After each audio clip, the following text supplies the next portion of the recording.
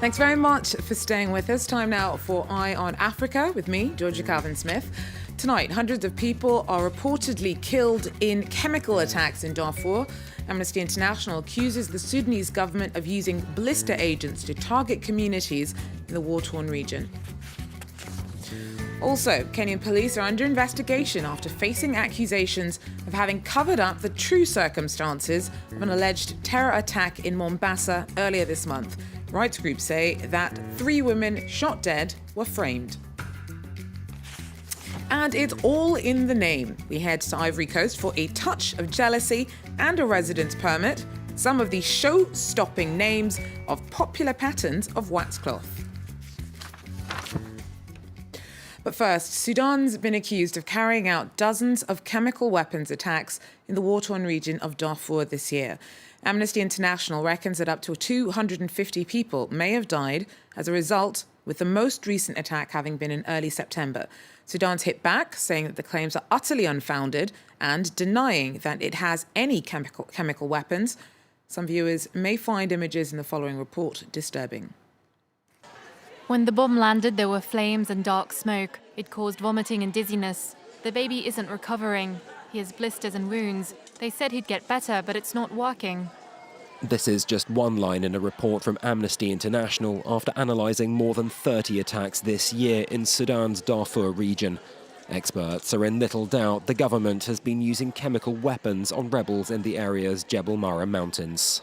Many of the victims refer to their skin first turning white and then actually falling off within a few days after these attacks. So that's very common, and also leads us to believe that this was probably caused by some sort of a chemical agent. The symptoms varied between these attacks, and this would tell me that there are likely to be more than one chemical in use, as well as the possibility that the chemicals were mixed or different chemicals were used at different times for different attacks.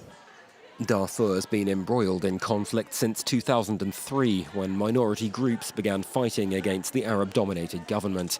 President Omar al-Bashir launched a ruthless counterinsurgency against the rebels, leading to some 300,000 deaths to date and leaving some 2.5 million displaced, with 4.4 million in need of aid.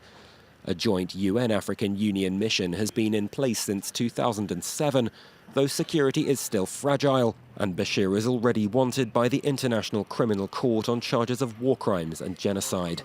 For its part, the Sudanese government has denied not just the use of chemical weapons, but intense military operations too, pointing to ongoing peace talks. Given Sudan signed the Chemical Weapons Convention in 1999, however, any proof they've been used would only add to further potential charges of war crimes. No weapons, no suicide vest, and no terrorist plot. Rights organisations have accused Kenyan police of framing 3 women who were shot dead earlier this month in what was reported to be an attempted attack on a police station in Mombasa. In the official version of events, the trio entered the building armed with a knife, petrol bomb and suicide vest before being killed by officers.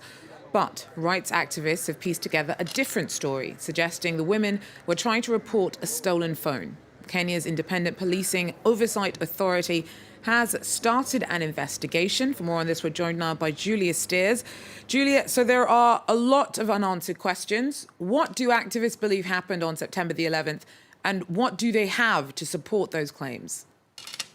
Well, the 2 human rights groups here in Kenya say that the women went to report the stolen phone, that they got into a scuffle with police because one of the police officers tried to force a woman to remove her hijab, and that then resulted in their deaths and the subsequent cover-up story about the links to terrorism. Now, the activists say they plan to sue the police and that they have cell phone video and witness testimony to back up their claims. And to date, the police have produced no evidence about the supposed weapons that these women used, and weeks later they've yet to perform post-mortems on the women's bodies. So an analyst at Human Rights Watch say that this potential cover-up is definitely in line with the level of police impunity here in Kenya. So the Kenyan police have come in for criticism of the way they've tackled the growing threat of extremist attacks from al-Shabaab militants before. However, they do have a lot on their plate. Why there's so much cynicism over the way that they're doing their job?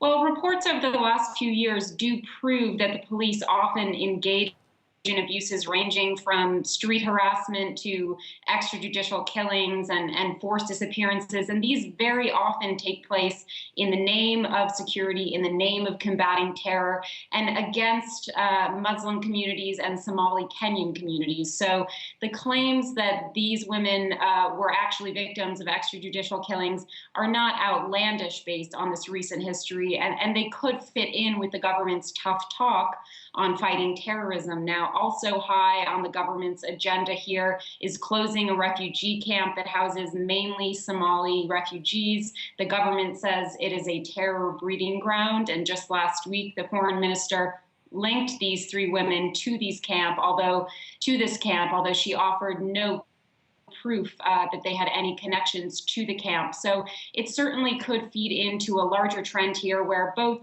the government's will and police abuse are defended in the broader name of combating terror. Thanks very much. Julia Steers there for us in Nairobi. Now, Somalia's demanded an explanation from Washington after claiming that a US friendly fire airstrike killed at least 22 soldiers from the northern region of Galmudug.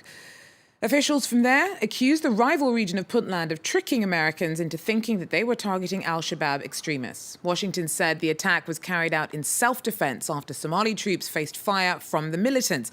But it is looking into reports that others may have died. The US has often bombed al-Shabaab positions in a bid to support Mogadishu in its battle against the jihadists.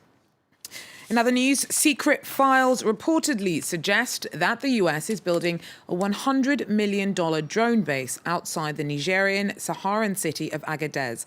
Investigative journalists from the online news site The Intercept say that the project is considered to be the most important US military construction in Africa. Niger is a key regional ally for the United States, which already operates from an airbase in Niamey. The Pentagon's not releasing any more details on the possibility that an outpost for drone missions is being built. For over a decade, though, it has been ramping up counter-terrorism operations on the continent. Well, finally, somewhere where their heart's on their sleeve, others, their ungrateful husband or jealousy. It's not quite as odd as you might think, because those are just some of the names of some popular wax print patterns being sold in Abidjan. Sometimes a lot of the patterns appeal is in just its name. Have a look. What's in a name? Well, quite a lot when it comes to these wax print cloths or pagnes. Because here in Abidjan's Adjamé market, a sale depends just as much on the name as the design. This one is called Ungrateful Husband, so I prefer this one to that one. This one doesn't please me because of the name. But I like this one, Capable Husband, because he's capable, he does everything for me. So I like this pannier more than this one. From jealousy to residence permit, a fashionable fabric might pick up a nickname after being linked to a character in a soap opera or a politician. The wax hollandaise cloth was actually brought to Africa from Dutch East India almost 170 years ago, with the imitation Indonesian batiks adapted to local styles. But since the turn of the century, the Dutch designs have been hit by a new wave of cheap Asian imports. Those who buy from China are poor. It depends on their means. Not everybody can afford to pay for the Dutch range. The Dutch Vlisco Group operates all over West and Central Africa.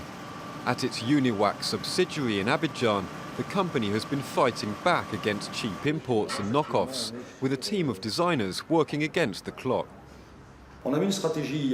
We adopted a strategy of creativity, marketing, distribution and production that enables us to fight these phenomena effectively. In some, we create faster than imitators can copy, and we make a product of value, appreciated by our customers. Uniwax hopes to increase production by 70% within 5 years, on the back of an expanding international market. They'll be hoping their new designs say success, and not just in name. Well, that's it for Eye on Africa for now. Thanks for joining us. Do so again. Take care.